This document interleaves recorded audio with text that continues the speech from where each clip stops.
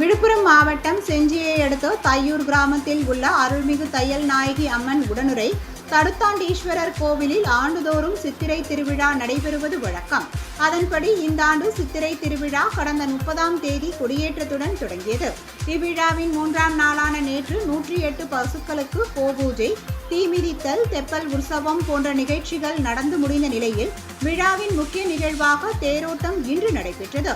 இதனை முன்னிட்டு தையல் நாயகி அம்மன் உடனுரை தடுத்தாண்டீஸ்வரருக்கு சிறப்பு அபிஷேகமும் செய்து வெள்ளிக்கவசம் அணிவிக்கப்பட்டு தொடர்ந்து உற்சவர் தையல் நாயகி உடனுரை தடுத்தான் ஈஸ்வரருக்கு பலவித மலர்களால் அலங்காரம் செய்து தீபாராதனை நடைபெற்றது. பின்னர் மேலதாளம் மற்றும் சிவவாத்தியங்கள் முழங்க அலங்கரிக்கப்பட்ட தேரில் அம்மனுடன் சுவாமி எழுந்தருளினர். இதனைத் தொடர்ந்து பக்தர்கள் வடம் பிடித்து தேர் இழுக்க முக்கிய வீதிகள் வழியாக வலம் வந்து தேர்நிலையை அடைந்தது.